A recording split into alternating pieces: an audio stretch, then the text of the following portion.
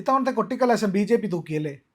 ഉറപ്പായിട്ടും ഇത്തവണ BJP ആണ് മുമ്പിൽ നിന്നത് എന്ന് പറയാം.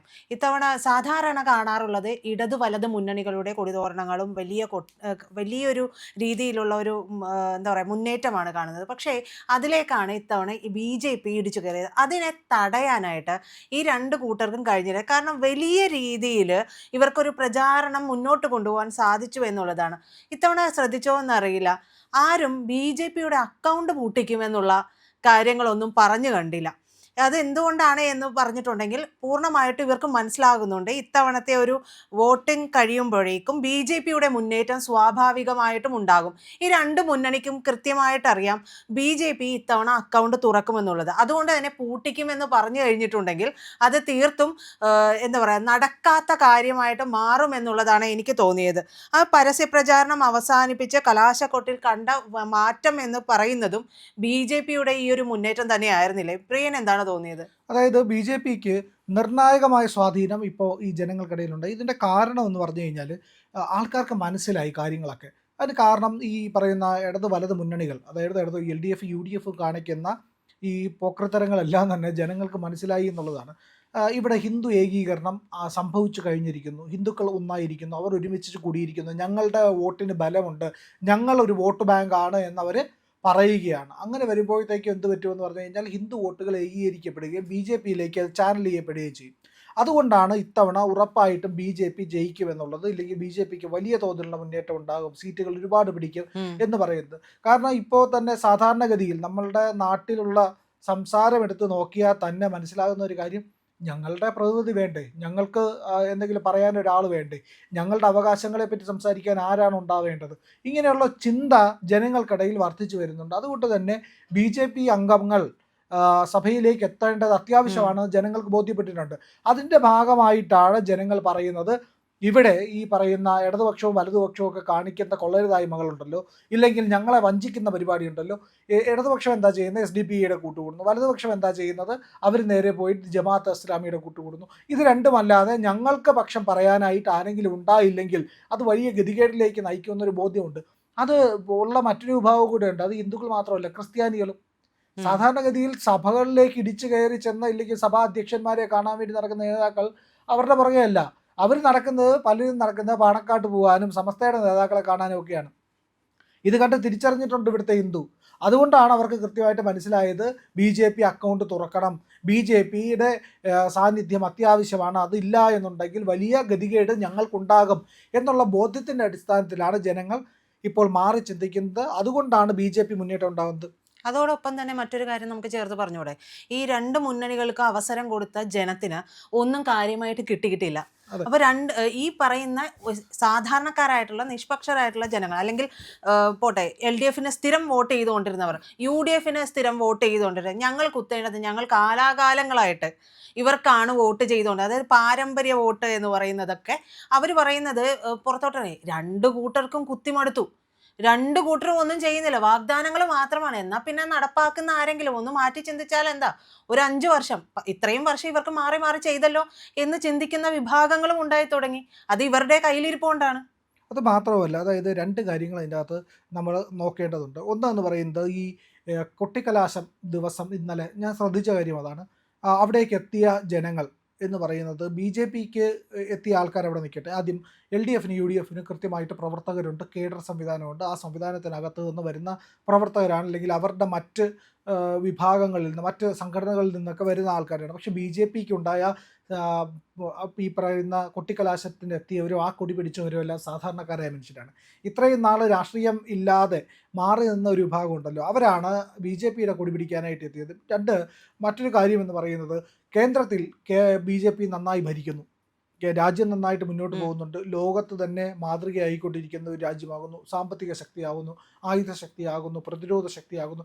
ഇതെല്ലാമായിട്ട് ഇന്ത്യ വളർന്നുകൊണ്ടിരിക്കുമ്പോൾ ആ വളർച്ച കാണുമ്പോൾ ജനങ്ങൾ വിചാരിക്കുന്നത് ഇത് തന്നെയായിരിക്കും കേരളത്തിലും വരുന്നത്, ഇത് തന്നെയായിരിക്കും UPയിൽ സംഭവിക്കുന്നത്. കണ്ടില്ലേ, UPയിൽ എന്ത് മാറ്റവും ഡെവലപ്മെൻറ്റും ഒക്കെയാണ് ഉണ്ടാകുന്നത്, അവിടെ ഇൻവെസ്റ്റ്മെൻറ്റ് ഉണ്ടാകുന്നു. അതുപോലെ ഈ കേരളത്തിൽ സംഭവിക്കണമെങ്കിൽ BJP വന്നാൽ ഡെവലപ്മെൻറ്റ് ഉണ്ടാകുമെന്ന് 100% ഉറപ്പുണ്ട്. കാരണം മാതൃകകൾ മുമ്പിലുണ്ടല്ലോ.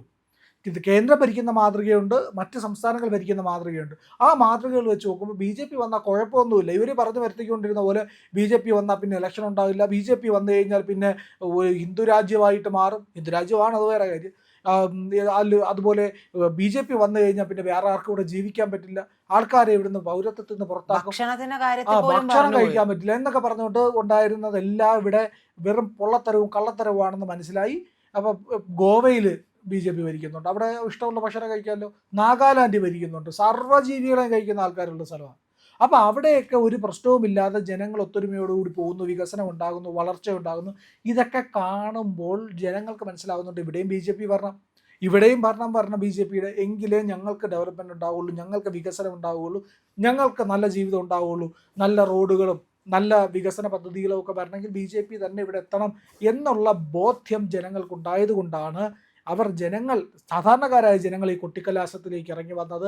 അവർ BJPയുടെ ഉത്സവാഘോഷത്തെ ഏറ്റെടുത്തിരിക്കുന്നത്, ഈ പോരാട്ടത്തിന് യുദ്ധം ചെയ്യാനായിട്ട് അവർ ഇറങ്ങുന്നത്, അണികൾ പോരാളികളായി മാറുന്നത്. അത് ഉറപ്പായിട്ടും BJPയുടെ വലിയ കരുത്ത് വർദ്ധിപ്പിക്കുക തന്നെ ചെയ്യും. അതുപോലെ തന്നെ BJPക്ക് ഇത്തവണ വലിയ രീതിയിലൊരു ഇലക്ഷൻ സ്ക്വാഡും ഉണ്ടായിട്ടുണ്ട്. നമുക്ക് അതിനെയും തള്ളിക്കളയാൻ പറ്റില്ല. പക്ഷേ ഇവരെല്ലാം കൃത്യമായ ചിട്ടയോടുകൂടി പ്രവർത്തനങ്ങൾ ചെയ്യുന്ന ഒരു രീതിയാണ് നമ്മൾ കണ്ടുവന്നിട്ടുള്ളത്. അപ്പോൾ ഈ പറയുന്ന ആളുകളെല്ലാം തന്നെ നമുക്കറിയാം, ഇപ്പോൾ എറണാകുളത്ത് നോക്കിക്കഴിഞ്ഞിട്ടുണ്ടെങ്കിൽ അത് UDF ഭൂരിപക്ഷ മണ്ഡലമാണ്. ഈ UDF ഭൂരിപക്ഷ മണ്ഡലത്തിൽ പോലും പ്രിയൻ പറഞ്ഞതുപോലെ BJPയുടെ ഒരു കൈവലയത്തിനുള്ളിലേക്ക് സാധാരണക്കാരായിട്ടുള്ള ആളുകൾ വന്നു ചേരുമ്പോൾ ഈ മുന്നണികൾക്ക് മുട്ടുവിറക്കുന്നുണ്ട്, ഇവരെ നോക്കി കാണുകയും ചെയ്യുന്നുണ്ട്. അപ്പോൾ ഇന്നലെ ഞാൻ പോകുന്ന സമയത്താണെങ്കിലും എൻ്റെ ഏരിയ എന്ന് പറയുന്നത് പൂർണ്ണമായിട്ടും ഒരു ക്രിസ്ത്യൻ ഏരിയ ആണ്, ഏതാണ്ട് പൂർണ്ണമായിട്ടും ക്രിസ്ത്യൻ ഏരിയ ആണ്. അപ്പോൾ അവിടെ ഞാൻ കടയിൽ കയറുമ്പോഴെല്ലാം കേൾക്കുന്നത് ഇതാണ്, ഇത്തവണ ഇനിയിപ്പോൾ ഈ പറയുന്ന നമ്മൾ ഇത് നോക്കിക്കൊണ്ട് നിന്നിട്ട് കാര്യമില്ല, ഇടത് വലതൊന്നും നോക്കിക്കൊണ്ട് നിന്നിട്ട് കാര്യമില്ല, ഒന്ന് മാറ്റിക്കുത്തിയാൽ എന്താ. ഈ പറയുന്ന ആളും ക്രിസ്ത്യനാണ്. അപ്പോൾ സഭ പറഞ്ഞു കഴിഞ്ഞിട്ടുണ്ടെങ്കിൽ വോട്ട് മറിയും എന്ന് പറയുന്ന രീതിയിലുള്ള കാര്യങ്ങളെല്ലാം, അതായത് ആ ഒരു അയിത്തം തൊട്ടുകൂടായ്മയൊക്കെ ഇത്തരം മണ്ഡലങ്ങളിൽ പോലും വന്നു കഴിഞ്ഞിട്ടുണ്ട്. അപ്പോൾ ആ വോട്ടും പൂർണ്ണമായിട്ടും ഇത്തരം മണ്ഡലങ്ങളിൽ നിന്ന് BJPക്ക് വരാനുള്ള സാധ്യത ഉണ്ട്. അപ്പോൾ PR ശിവശങ്കറാണ് ഇവിടെ മത്സരിക്കുന്നത്. അപ്പോൾ അദ്ദേഹത്തിൻ്റെ വെട്ടിയിലേക്കും കാര്യമായ വോട്ട് പോകുമെന്നുള്ളത്. അപ്പോൾ ഈ പറയുന്ന ഇടതുപക്ഷത്തിൻ്റെ ആളുകൾ പറയുന്നുണ്ട് നിങ്ങൾക്ക് 3000 രൂപ. ഈ പെൻഷൻ്റെ കാര്യം പറയുമ്പോഴും അവിടെ ആളുകൾക്കൊരു ഒരു വിശ്വാസക്കുറവുണ്ട്. കാരണം ഇവർ രണ്ട് കൂട്ടരും പറയുന്നത് പരിശ്രമിക്കാമെന്നാണ്. സാധാരണ വയോജനങ്ങളെ ഉദ്ദേശിച്ചാണല്ലോ ഈ ക്ഷേമ പെൻഷനൊക്കെ വരുന്നത്.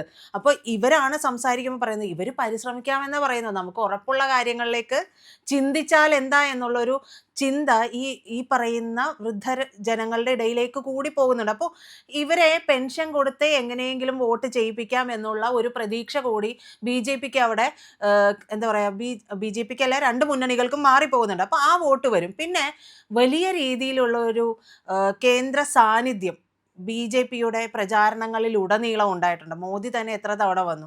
ഇപ്പോൾ ഇന്നലെ സുരേന്ദ്രൻ അദ്ദേഹത്തിൻ്റെ കൂടെ അണ്ണാമലൈ വന്നു. അപ്പോൾ അണ്ണാമലയുടെ വിഷയം അവിടെ വലിയ രീതിയിൽ ഇവിടെ എല്ലാവരും കൊട്ടിഘോഷിക്കുകയാണ്. അണ്ണാമലൈ ഇപ്പം അങ്ങ് പോവും എന്നൊക്കെ പറയുന്ന സമയത്താണ് അണ്ണാമലൈ സുരേന്ദ്രൻ്റെ ഒപ്പം വരുന്നത്. അപ്പോൾ BJPയിൽ വലിയ പ്രശ്നങ്ങളൊന്നുമില്ല, ഇവരൊക്കെ പറഞ്ഞുണ്ടാക്കുന്ന പ്രശ്നങ്ങളാണ് ഇതൊക്കെ എന്നുള്ളതും ജനങ്ങൾക്ക് മനസ്സിലാവുന്നുണ്ട്. എറണാകുളം ഒരു ക്രിസ്ത്യൻ ഭൂരിപക്ഷ മേഖലയൊന്നുമല്ല കേട്ടോ. എറണാകുളത്ത് ലാറ്റിനൊക്കെ എന്ന് പറയുന്നത് വളരെ ചുരുങ്ങിയ ഒരു സമൂഹം തന്നെയാണ്. ഇവിടെ ഭൂരിപക്ഷം ഹിന്ദു തന്നെയാണ്. എറണാകുളം ജില്ലയിലെ പോപ്പുലേഷൻ എടുത്തു കഴിഞ്ഞാലും ഹിന്ദു ഭൂരിപക്ഷ മേഖലയാണത്. പക്ഷെ കോൺഗ്രസിന് സാധ്യതയുള്ള മണ്ഡലമാണ്. കോൺഗ്രസിന് സാധ്യതയുണ്ട് എന്ന് പറയാൻ പറ്റില്ലല്ലോ. കാരണം എന്ന് പറഞ്ഞു കഴിഞ്ഞാൽ ലാറ്റിനാണ് സ്ഥാനാർത്ഥി രണ്ടുപേരും നിർത്തിയിരിക്കുന്നത്. അപ്പോൾ ലാറ്റിൻ എന്ന് പറഞ്ഞു കഴിഞ്ഞാൽ ഇവിടുത്തെ ഏറ്റവും ചെറിയ സഭയാണ്. ഏറ്റവും ചെറിയ സഭ എന്ന് പറഞ്ഞാൽ അംഗബലത്തിൽ, ബാക്കിയുള്ള സഭകളെല്ലാം കൂടി ചേർന്ന് അതിലും വരും. അപ്പോൾ അവർ വിചാരിക്കില്ലേ ഞങ്ങളുടെ സ്ഥാനാർത്ഥിയല്ലേ നിർത്തേണ്ടത്, ഇല്ലേ ഞങ്ങളുടെ എന്നൊരു പ്രതിനിധി ഇല്ലല്ലോ, രണ്ട് സ്ഥാനാർത്ഥിയും UDFൻ്റെ LDFൻ്റെ സ്ഥാനാർത്ഥി ലാറ്റിനോ, എന്നാൽ പിന്നെ ഇവിടുത്തെ ശിവശങ്കർ വന്നാൽ എന്താ കുഴപ്പമെന്നൊരു ചിന്തിക്കും. അതുപോലെ തന്നെ ഇവിടുത്തെ ബഹുഭൂരിപക്ഷം വരുന്ന ഹിന്ദുക്കളും ശിവശങ്കറിനെ തന്നെ വോട്ട് ചെയ്യും.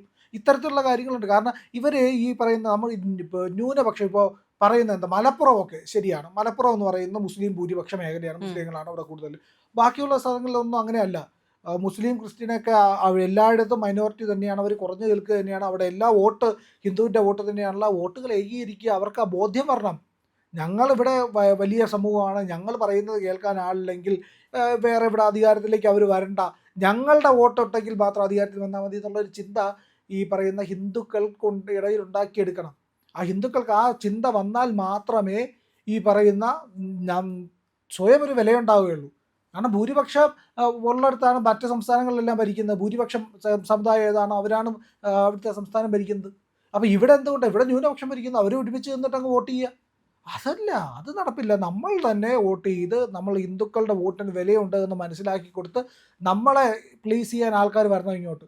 ആ നിലയിലേക്ക് കാര്യങ്ങൾ കൊണ്ടെത്തിക്കണമെങ്കിൽ BJP യോട് ജയിക്കണം. ഹിന്ദു വോട്ട് ബാങ്കായി മാറണം. നാളെ ഹിന്ദു തീരുമാനിക്കണം ആരെ അധികാരത്തിൽ വരണമെന്ന്. അങ്ങനെ നടന്നില്ല എന്നുണ്ടെങ്കിൽ ഇവിടുത്തെ ഹിന്ദുക്കൾക്ക് ഒരു വിലയും ഉണ്ടാകില്ല.